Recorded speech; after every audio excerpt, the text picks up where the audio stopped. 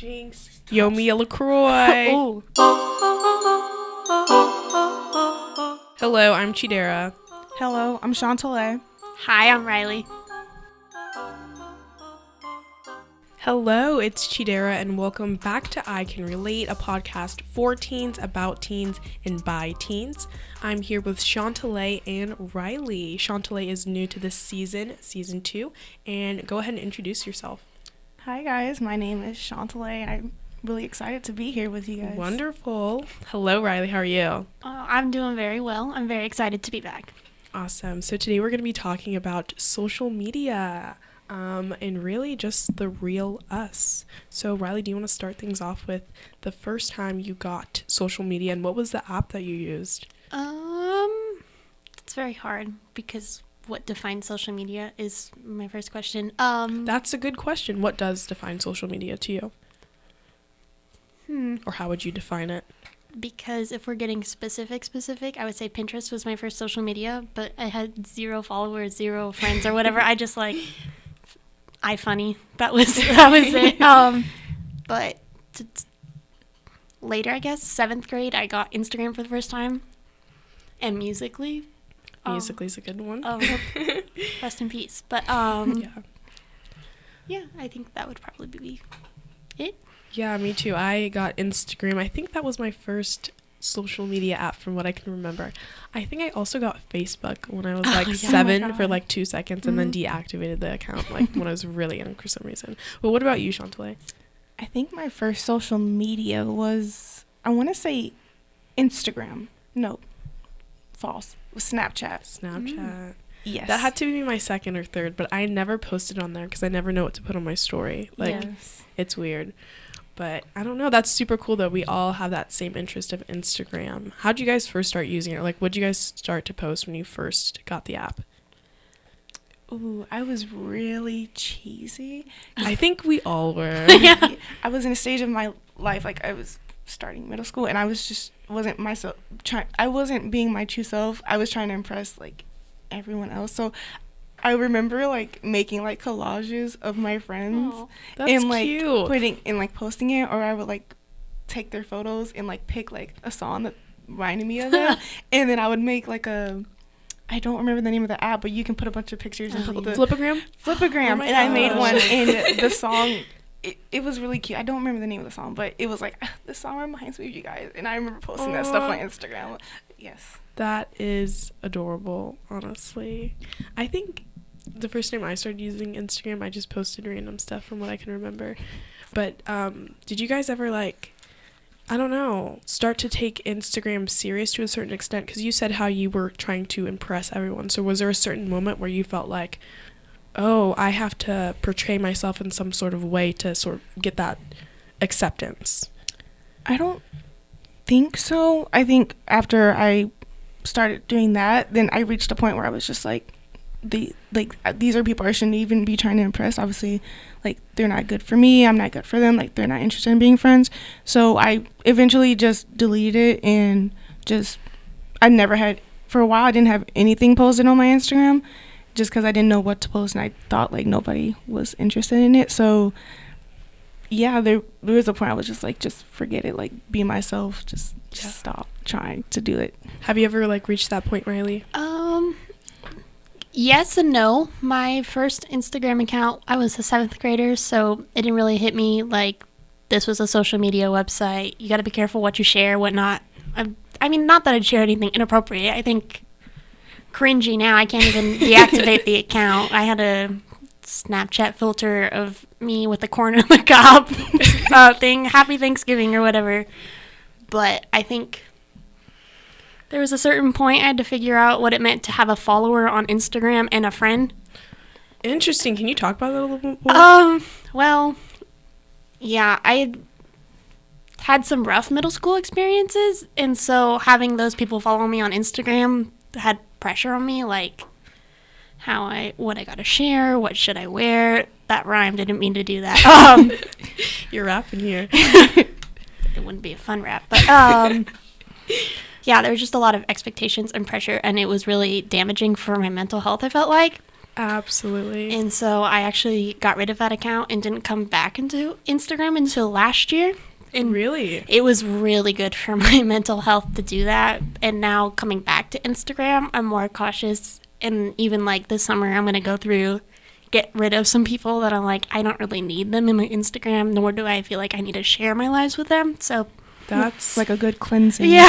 Oh, that's the best thing. like ever. juice cleanse, but social media kind of. absolute. I love that. That's amazing. So you haven't been on Instagram for like you're a sophomore now. No, you're a junior. So I it's am a been junior. 4 years. Yes, it was That is very interesting. going into my sophomore year, I think, was when I got it back. So like last August, or no, 2 Augusts ago. So Wow. Okay, and you know what's interesting? We've had social media in our lives since a very young age when we were all first hitting puberty, and I think that definitely played a role in the way that we perceived ourselves, because even you, Chantal, you're saying that you felt to a certain extent that you had to almost put on a show and like just have that reassurance that these are my people. It's same with you, Riley, with your followers versus friend. And I can relate in the same way, in a sense that I got Instagram probably in 6th grade. And, you know, whenever you're first being introduced to this huge pool of different people, because, you know, you're just around your family so many times, but then having an app that introduces you to so many different people, so many different things, and, you know, you're looking at all these people and you're like, where do I fit in this line of standards, from these supermodels to just the regular everyday girl as a 6th grader, as a 10-year-old, you know, what am I going to look like when I grow up? Am I going to look like this woman? Or, you know, and it just plays such a big role in the way we perceive ourselves, I would say. Mm-hmm. I'm going to say, like, I think it was 6th grade. You know, like, they used to do, like, TBHs and stuff all the time. When you first got Instagram. And they used to do, like, rates and stuff. Oh, like this for a rate. I don't even think I liked someone's post on purpose, but they gave me a rate and they said a rate of 6.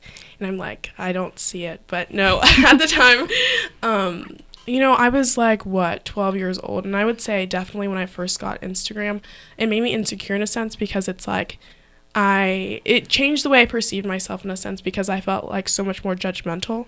So just seeing that at such a young age, it's like, dang, like, am I not pretty because of, and is it this app that's making me like change the way I see myself almost, or is it just, you know, and I don't know, I feel like we have so much pressure, especially our young kids who are first going through puberty and first understanding the concept of self, how social media is just so, it's such a big influence on the way you perceive yourself, I would say.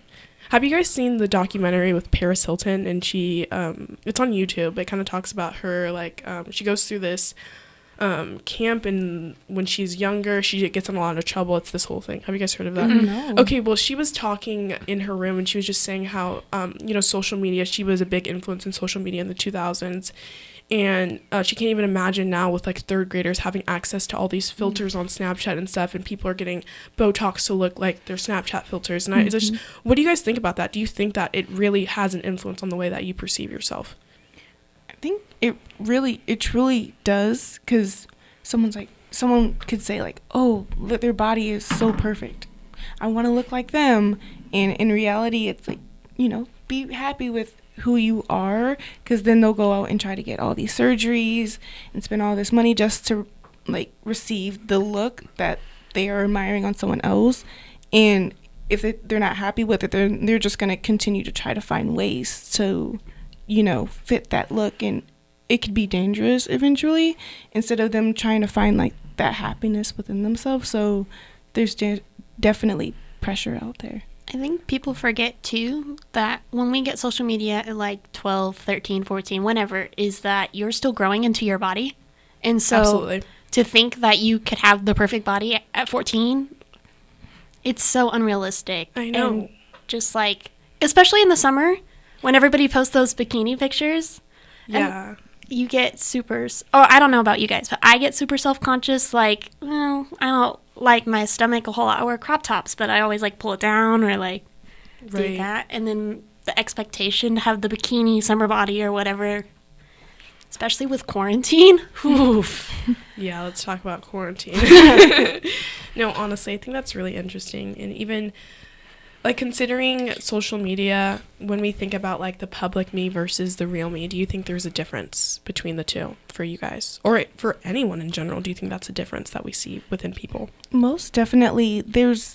It's kind of rare to find someone that you like on social media that you want to follow that's genuinely real, and you can tell if they're real like in person and on what they put on social media. And it's, you kind of most commonly run across people that like put on a persona that try to be perfect, and when you meet them in real life, they're like the complete opposite. Like they're not happy at all, or they're just rude, and on social media they're, you know, always happy and good personality. But when you do run across those rare gems, it's like, yes, like this is the energy I want to see on my timeline. It's so amazing when Yeah. you get that real authenticity. Yes. Like, you are exactly who you say you are. Yes, I can, because like I don't know about you guys, but now I can kind of get a sense if someone's not being real, and it Because that doesn't- means you're real. I think you're real and authentic, so you can understand or feel whenever someone else is like that. Thank you. Yeah. So it just, I can feel it. I'm like, you're not being your true self. Like if someone is happy 24/7, of course, you know, a lot of people don't want to post like when they're crying and everything, which I understand.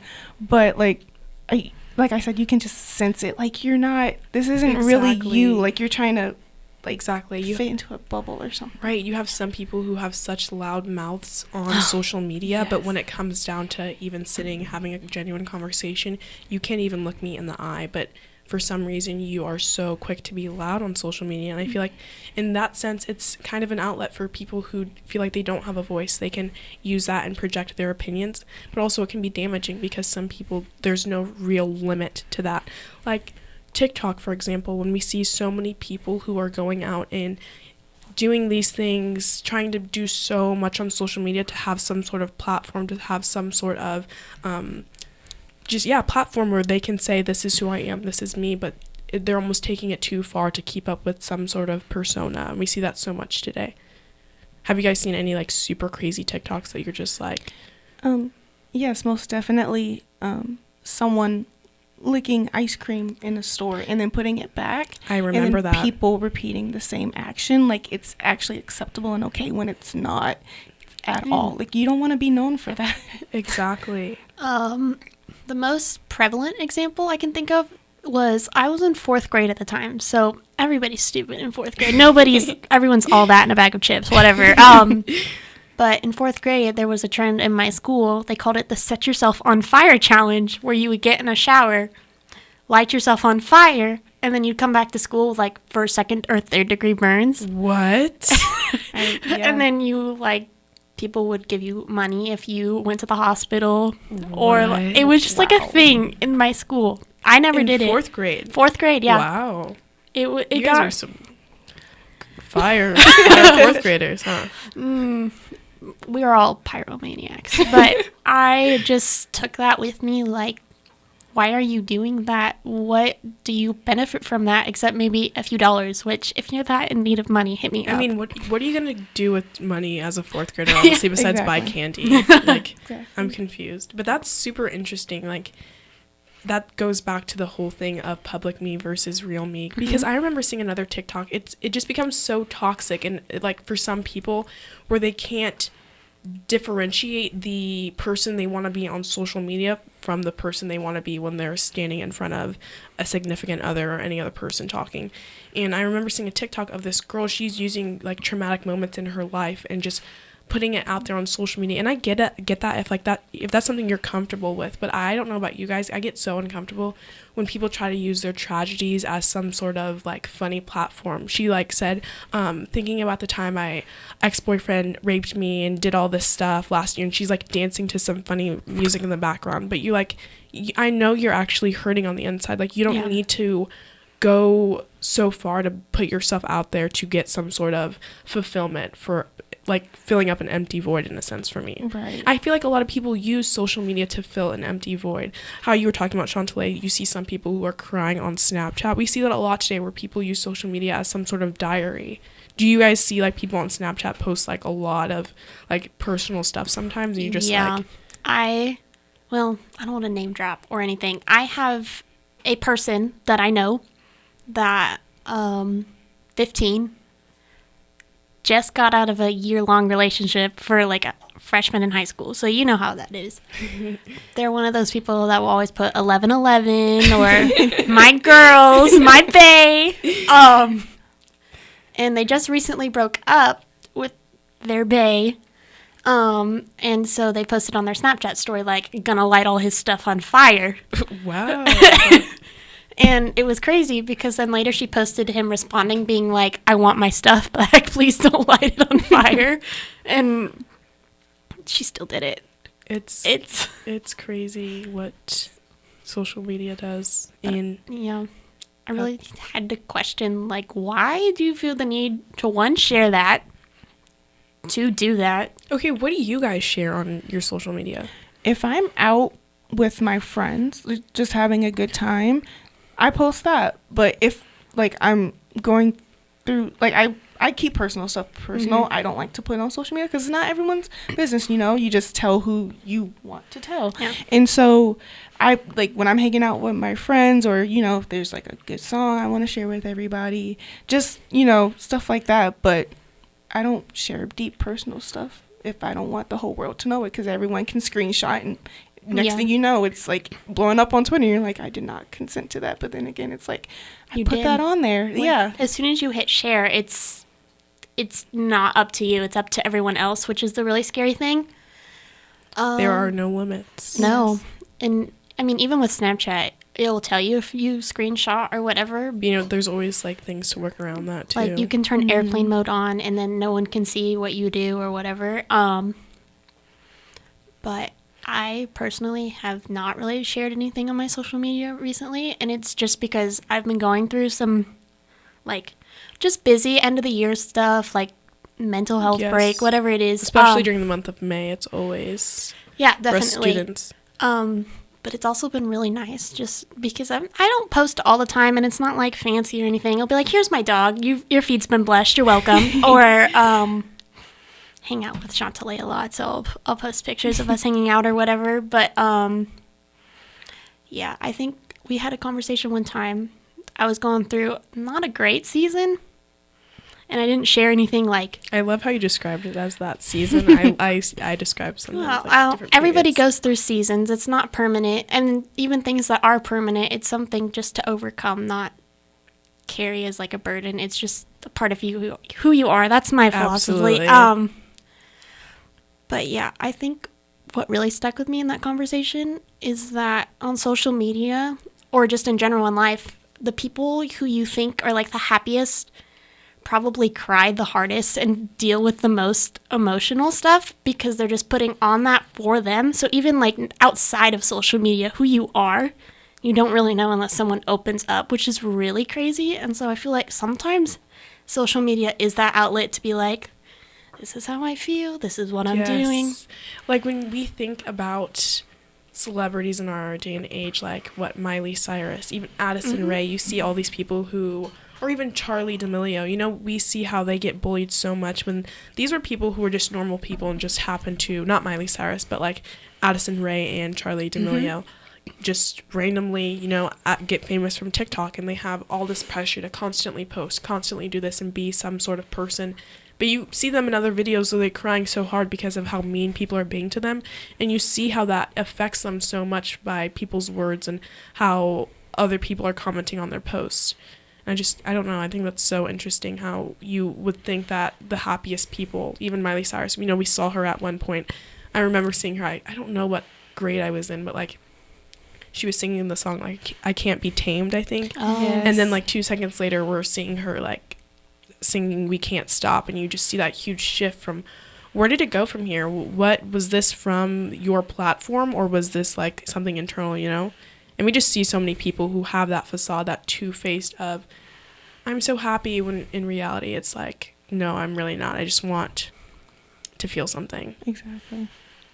I think too the biggest struggle, like we talked about, was probably empathy, but also vulnerability, because think about how hard it could be for someone to even just sit here and talk like, hey, this is how I feel about social media. This is what I do on social media. Because not everyone's the most responsible on social media. Right. and I would never name any names, but just thinking about certain people in certain situations, you know, there's people who that go to my school who may have more responsibility than others in terms of not even necessarily my school, but people that I know in general who have to take on a lot of responsibility in terms of their personal life, but then we'll try to use social media as a outlet to release all of that toxic energy. You know, when do we draw the line? What should we be posting and what should we not be posting, do you guys think? Or is there a limit? Should there And sorry, go ahead. No, thank you. I know everyone is different. Like, their boundary line is different for everyone. But I think, like, deep personal family matters that should not be posted on social media. Like I said, to each its own. But I feel like there's definitely that boundary where not everyone, like, if you're a well-known social media star, like, you know, your followers might want to see everything. And, like, that's okay. But say if it's, like, a funeral and you post about that, you know, teens are techie now. They know, they can find location. And, you know, the last thing you want is for them to show up at that specific location. Wow, I have two things to say to that. First, that's interesting that you say that, because also when I'm thinking about Facebook, I used to really not use Facebook at all, but just recently I got it. And I started on my phone and I started using it a little bit more, and you see like so many parents and older people who actually post a lot more personal information. So that's interesting to me. But I think it's also the context in which you post it, because if you're at a funeral but you're like taking a selfie with a casket, like, funeral, yeah, you know, that's kind of weird. Funeral. But if you are making it like you are Like a memorial post or whatever. yes, like on Facebook or something, that's understandable. But also I'm thinking about Bretman Rock, Yes. how he had a funeral for his dad and posted something, and then fans started showing up. He's a social media influencer. I mean, he showed up, or other fans started showing up to his dad's funeral, and it's like, that is crossing the line. Yeah. So it's like, can he not post personal things that matter to him because of the way other people will act? Right. Is that what we have to deal with today now? And, like, people were taking photos of, like, the casket and trying to snap a photo of Brentman when it's, like, it's supposed to be peaceful. And it's sad, because I feel like the way we can use social media definitely is different from celebrities too, Yeah. because they definitely have, when we think about public me versus real me, there definitely has to be a difference within them. When we think about, I don't even know, I always think about like Justin Bieber, for instance. You know, you see him when he was 16 years old to now, how much the fame, the need to be some sort of something. Because when we think about social media, like, that's a platform, but it almost, in a sense, creates who you are for other people, Yeah. your peers around you that you wouldn't necessarily talk to straight away if you were in person, but because you have this app, you're connected to so many people. Like, I know a good majority of people that I've met through social media. I don't know about for you guys. So I think it kind of creates who we are to a certain extent, but we kind of get to choose how we want to be perceived by what we post. What do you think? Most definitely, like, I know certain accounts, like, draw certain people that, like, might have the same interest or might bond over the same things. And, like, with me, there's a UK band named Little Mix, and so I really like their music, and so I was able to form friendships with others that enjoy their music, and it, like you said, like, it draws certain people, like your feed, and I guess, like, the energy or atmosphere that you give off really can attract a certain audience. I think it's interesting you say that too, because something that kind of bugs me a lot about social media is the suggested for you on like Instagram or whatever, because there's the algorithms like, oh, you follow this person, so you should follow this person, but you don't know that person. It's like a mutual friend. Yeah. Yes. But the idea that an app can compile your personality or who you are friends with on social media and suggest other people, and that's how other people find you. I think Kind of that's weird. It's like Tinder, but not Tinder. There's no swiping right here. Right. Or they have suggested for you to follow, and it's really scary, like how Riley said, like how accurate it can be. Mm-hmm. I'm like, how do you know that I know this person in a different state? Right. It's It kind of is weird. scary. You have people who, like, there's this girl I follow that's literally in Indiana, but, like, I would never know her, but now I like know her. So I just think that's interesting. So when considering social media, what do you guys think are the cons and the pros? Because, you know, we are able to be connected to so many different people in a way, but also at the same time is almost toxic because we are having to keep up with this thing. I know, because we've all taken breaks. Is that correct? Chantalee and Riley, you both stated that you have taken breaks from social media, and I have too. So what do you think the cons and the pros are when you had social media versus when you did not? Pros when I had social media, definitely being able to keep up with friends. I used to live in Washington, so being able to keep up with them and seeing that they're doing good and being able to message them and stay in contact, and also just, you know, keeping up with my favorite celebrities with new music drops or if they have anything exciting coming out. That was the pros. But the cons of social media, always worried about other people's opinions. Like if you're a common poster, then, you know, some people often check their comments to make sure, like, to see if, like, what everyone's saying. And there can be like 1,000 nice comments and then that one bad comment that can affect you.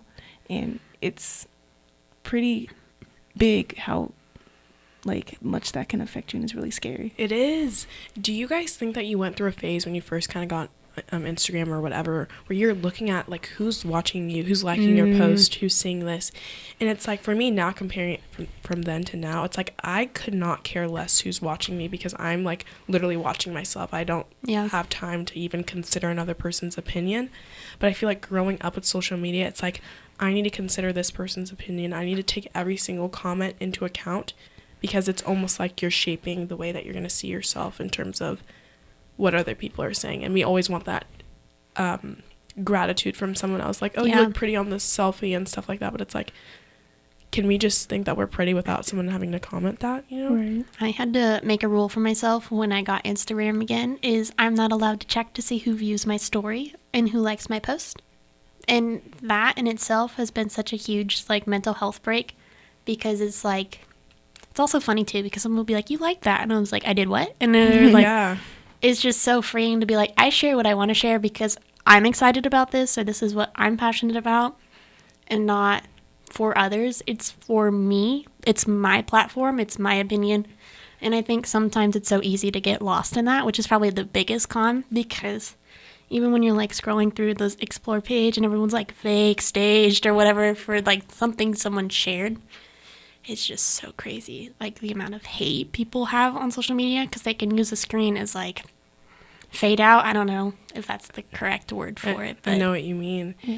Do you guys know people who genuinely care so much about their likes, or have known people who like care so much about Instagram that it's like, I want to have this amount of likes? I feel like that's just something in our generation today, where we see people, I feel like even at my school there's people who probably care about how many likes they're getting on Instagram, and like using that as a thermometer to check their temperature on, like the follower count, their scale of like seeing, I don't know. Sorry, were you gonna say something? Okay. No. It's interesting you say that, because one of the reasons I took a break for the first time from social media is I felt like I was becoming that person, and I didn't like what I was seeing in the mirror, and it wasn't like it was really hard for me to look at myself and be like, there's no filter here, what is this? And to be so consumed with myself, it's just so wearing. And so coming back to social media, I've tried so hard to just present myself as I am and not fake. I don't really use a whole lot of filters, or like, she's authentic.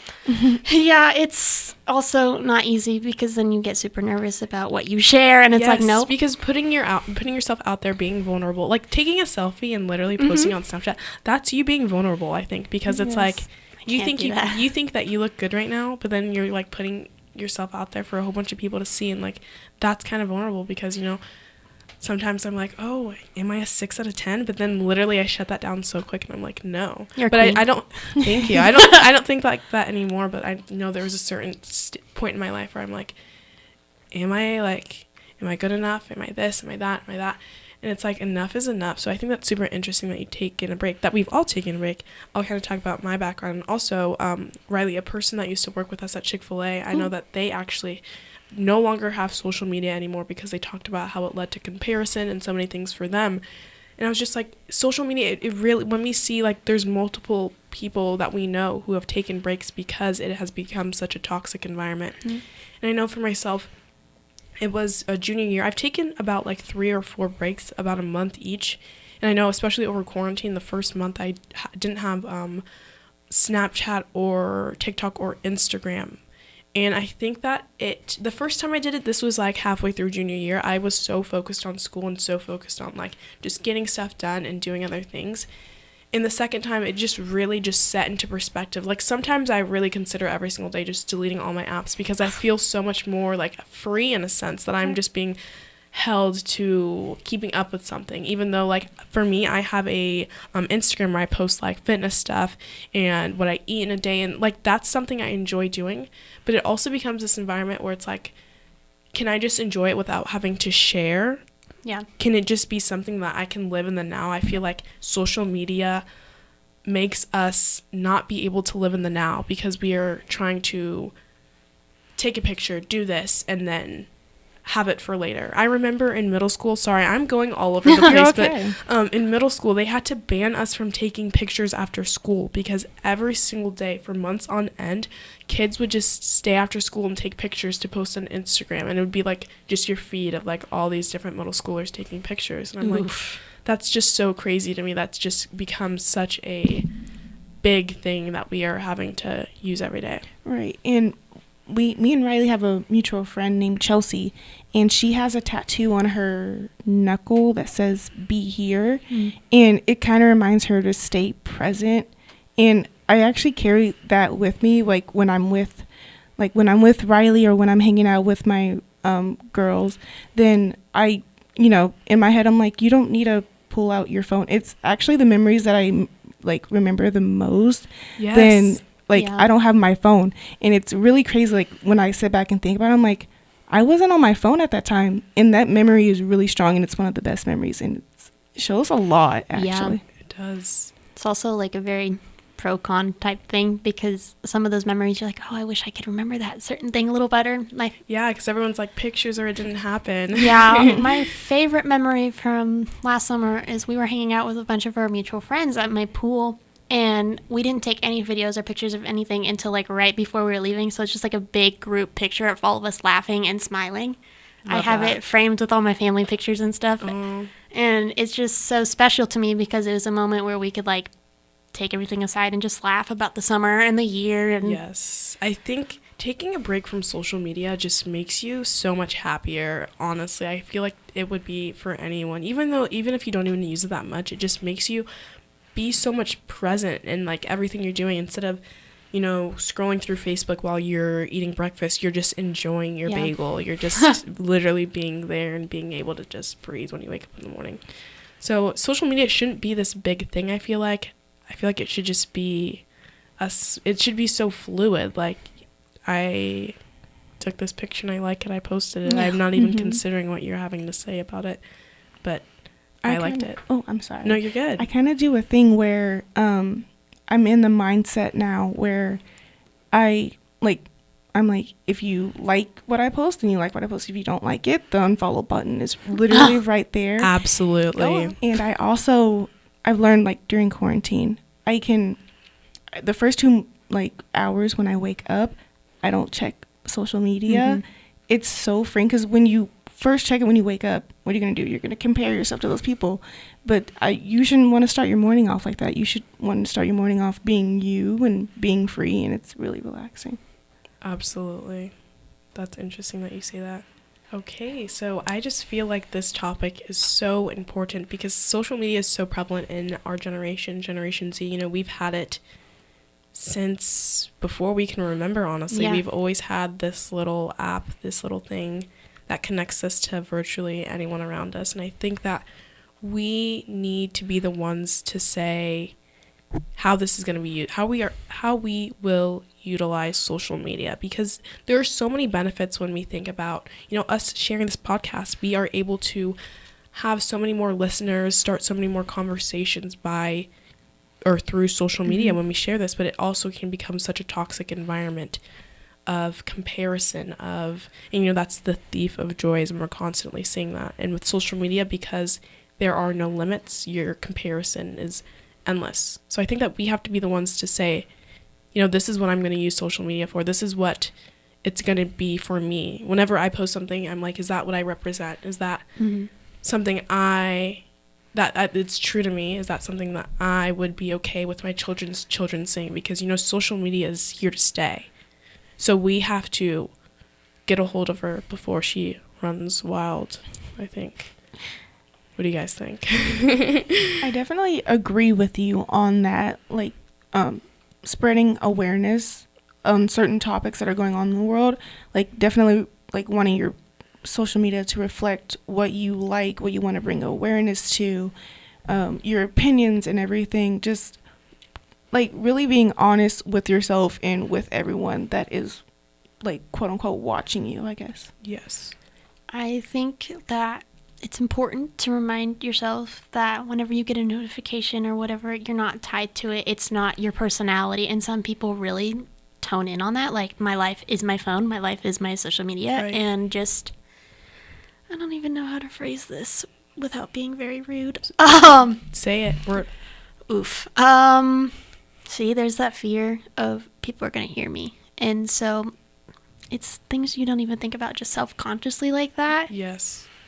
And it's hard because there's two different perspectives of social media where it's like you are the poster, but also you are the consumer. Mm-hmm. So with today's age, we see so many different posts of like Black Lives Matter and so many different other organizations who are promoting these good things, and we're able to share. But in the same sense, it's like you're absorbing all of this information, but what are you doing with it in a sense? Because yes, you can still go out there, post something on your Instagram story, but I love what we're doing here where we're having true, authentic conversations about it, and not only being able to exchange different opinions with ourselves, but be able to reach other people. And I feel like we need to kind of just draw the line in a sense of what social media is going to represent for all of us. Yeah. Do you agree? it's just a login, and people forget that because they just spend the time, especially for me in quarantine. I really had to be like, nope, I need to take a step back. I need to stop sharing as much. You can't win in social media. You either post something and you get a reaction, or you don't post something and you get a reaction. So exactly, taking that to yourself all the time is just not healthy. 100%. And you see so many people who have FOMO, or like, oh, I'm going to miss something if I'm not on Twitter and all this. But why are you going to Twitter to get information on COVID-19? You see people who go to the wrong news sources, the wrong things to get their media, when it should be like, oh, we saw that with COVID-19, where people are going to, I wrote a whole English paper on this actually, about how people are going to the wrong individuals for their news. Social media, you should be there to exchange socially via the media. Not going there to figure out why you're wearing a mask. Go and talk, go watch the news, go do something else, It shouldn't be, yes, we're learning about so many different things, problems that are going around the world, but I feel like in order to get the truth, it shouldn't necessarily be Twitter, and I mean, that's good that you're getting it from there. Go and do some more in-depth research about the topic, not necessarily you're reading one thing and it becomes consuming your entire life. Right. Such a scary example of that is that tornado warning we had a few months ago. I was actually at work, and none of us knew what to do in a tornado, so we all went to the bathroom, and because none of us had like weather apps, we were using Twitter for updates on the tornado warning. And like when they're like, well, it's done, so we left based on a Twitter update. It's just crazy. Yeah, that's not the best example. I mean, that's life or death, honestly. Yeah. But the exposure you get through social media can be helpful, like in that situation. Otherwise, I would have been stuck in that bathroom for several hours. Or you get exposed to different cultures or like personalities, which is really good too, because if you stay in a tight-knit box or whatever, you're not exposing yourself to the world and not getting what you need. But also at the same time, it's like you need to figure it out for yourself, by yourself, and not use people's opinions or thoughts or posts to get there. Right. So it's like, where do we go from here as Generation Z, the individuals who will be able to write the blueprint for the next generations of internet users, of social media users, how do we make sure that the next generation, even our generation, is utilizing social media appropriately? What can we do? Or is there anything we can do? Is there a way that we can come to a consensus on, like, this is what social media should represent for us as a collective generation? Or do you guys have any tips on how people who are struggling with comparison on social media, what they can do? With struggling with comparison on social media, I would definitely, if they have people that they're close to, like, or someone that is close to that individual, initiates that conversation with them and just talks to them and, like, asks them, why are you comparing yourself? Why do you feel the need to do this? How does this make you feel? How can I help you? I think that can also help the individual, and they'll be really appreciative in the long run. But I think just having those conversations with people, not being afraid to say, like, I see this behavior from you and I want to help, because in the end it's not really healthy for you. Just being that person that they can go to and just that they know that cares about them and their mental. So opening up to someone is crucial. Being able to be vulnerable, not only via your phone, but also vocally. Having that one trusted person that you can talk to, whether it's a trusted adult or friend, that you both kind of go through the same thing, if not even the same thing, just having someone to talk to. And another thing I think is taking a break. I mean, we have all taken a break for a reason. It's because it has gotten to a point where it's been toxic, where we are no longer enjoying ourselves on this app, where it's constantly negativity. You know, enough is enough. I know for me, once I returned back to social media after taking a break, it changed the way I use the apps, because I'm no longer going here in the morning and looking and consuming all these celebrities and what they're doing, blah, blah, blah. No, it's more of, okay, say for my fitness app, okay, I want to post this workout thing, or, you know, I just went to brunch with my sister and she took a picture of me, I'm going to post it. It's not my business. I mean, I want my fitness page to be a business, but, you know, when I'm thinking of, like, actual Instagram, my sister always says, like, don't pay the business that doesn't pay you, in a sense. I think that's the wording. And it's like, you don't need to put so much into your Instagram when at the end of the day, it's just for you to express yourself. And that should be fluid. I think, too, just remembering to self-reflect is something we forget about all the time, but it could just be as simple as, like, maybe you don't need to take a break, which, great for you, man. Power to you. Yes. But go through and see who you follow, because even who you follow makes a huge difference. If you're following influencers or, like, models, it changes your perspective on what you think compared to just, like, what your friends or good people who will support you. I mean, it's okay to follow celebrities and stuff, but just make sure you're not consumed by that. And to remember that it's okay if you need a break. It's nothing to be ashamed about. Your mental health is important, and taking that as a priority. If social media is a cause of that, it's not always the answer, but just taking a step back and looking at it and, like, thinking about, are you thinking about this all the time? Is your personality starting to revolve around this? Just take a step back and reflect, which is really hard to do, and I am such a hypocrite sometimes. It's vital. It is vital. It is vital. As I can't think of the name. Oh, Socrates said, an unexamined life is unworthy of living. And I think that's exactly what this beautiful. conversation. Yes. So this was an amazing conversation. I think we hit a lot of key points about having someone to talk to, be vulnerable with, step back if you need to, and also reevaluate the way that you are utilizing social media. So thank you, Chantalee, for joining us today. I'm so excited for us to have a new crew member on this season, and Riley, another returning I Can Relate member. But yes, guys, so thank you so much for listening to I Can Relate. It's Dara, Chantalee, and Riley. See ya. The I Can Relate podcast is made possible by a private donation and the generosity of Lee Summit Cares. Lee Summit Cares is a nonprofit coalition that seeks to mobilize community partners to develop a culture of physical and mental wellness for Lee Summit youth and families that inspires positive, healthy choices. For more information about Lee Summit Cares, visit lscares.org. This podcast is available on Apple Podcast, Google Podcast, Spotify, or most any of your favorite podcast apps. You can also find us at icanrelate.fredcast.com. I Can Relate is a production of Fredcast. Think, speak, act.